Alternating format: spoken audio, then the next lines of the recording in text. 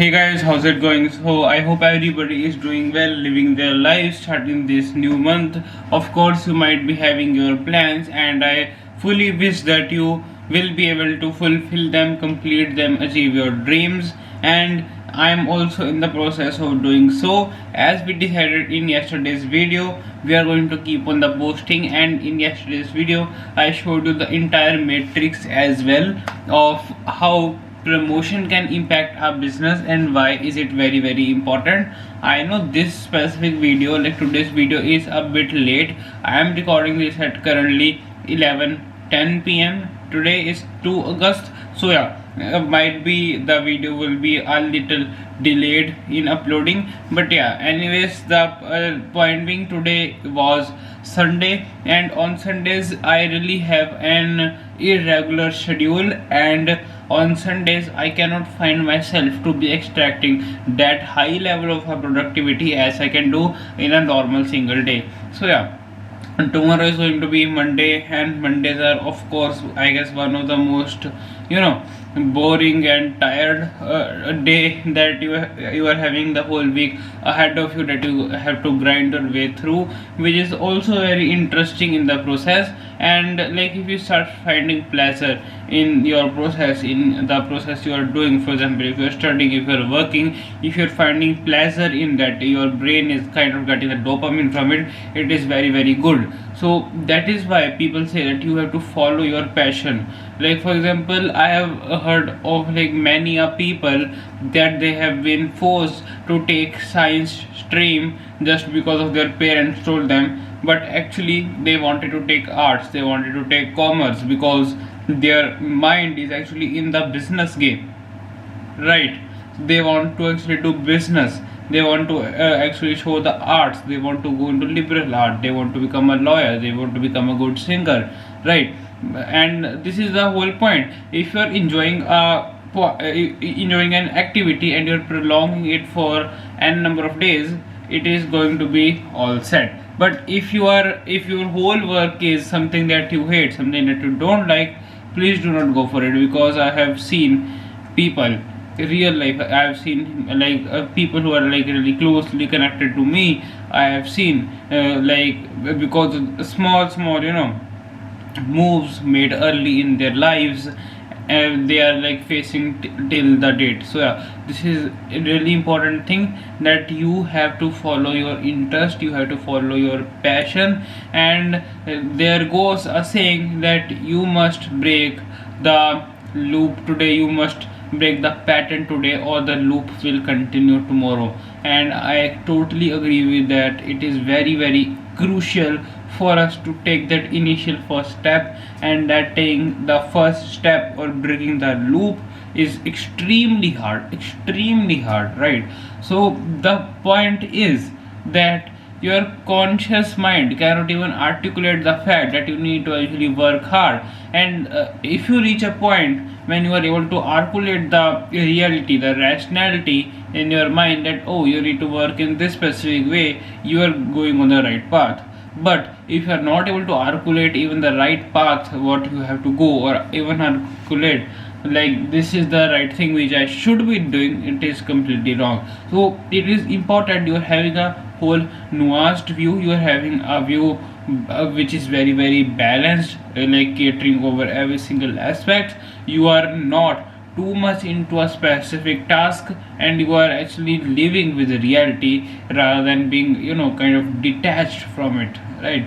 So yeah, this is also crucial, because I have seen like some professions require you to be completely delved, completely intrigued into a specific portion. For example, study, you have to study and study, and like the person has nothing to do except to study. What about his personality development? What about his communication skill? What about his critical thinking? What about his rationality? What about his physique, right? And there all are like lot of other variables and determinants in that of improving a person's personal reality as well, right? Personality, which we call. So I often do not like a specific task which involves you to be completely like delve into that completely, ignore all of the other reality, just go all into that. But I like the fields which are catering over every single aspect of your personality development, which is critical thinking, your reading, your speaking skills, your personality development, your even like if you're, for example, the main subject would be math, but along with math they are testing your personality, personal development. This is the project, this is the thing which I like, and this is what I am made for, rather than testing a specific aspect which is also done by parrots, which can be easily done by AI, right? And talking about AI, let me also share a quick passage which I read yesterday about AI and humans. Okay, it is very interesting. This would take like 2 or 3 minutes. So I read yesterday about a Turing test, right? There was a person, I don't know the whole exact name, but his surname was Turing, and he invented in 1950 a specific task, a specific test which was known as the Turing test, and which actually had some specific parameters, and that involved that if a computer, if a other entity can communicate with a human, where human is actually not able to decipher or make out whether I am communicating with another actual human or whether I am communicating with an AI, that is the point we can say that machines and intelligence is actually smart, right? Then only we can say that the phone, the all like intelligence, the technology is smart and rational. But if it is not able to completely pass in the test, we cannot term it. But as we have moved through the years, we have seen that AI can simply beat that. You can literally chat with someone and you completely won't know that are you talking with an actual human or with an AI. But now we actually use a parameter which involves a laundry basket.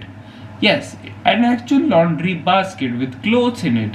So the point being, if you have an AI robot or any AI object, AI entity going over that specific thing of sorting out the clothes from the laundry basket, moving them here and there, shuffling, AI completely fails in that.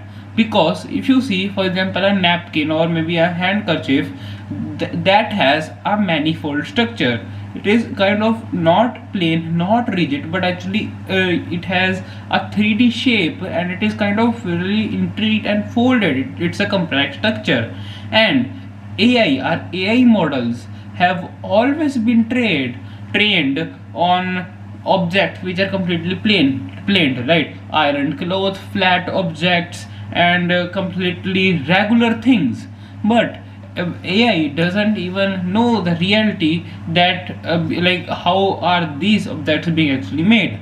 So based on the previous knowledge, they completely fail to pass the laundry basket test, because humans, as we have evolved through the years, we have a perfect ability to distinguish between physical objects, physical things, and we have the complete autonomy thanks to our hereditary, thanks to our genes, that we can easily handle the laundry basket test or interact with the physical object. But robots have some mere metal fingers or mere sensors, and they cannot completely detect it, and therefore they completely fail the laundry basket test.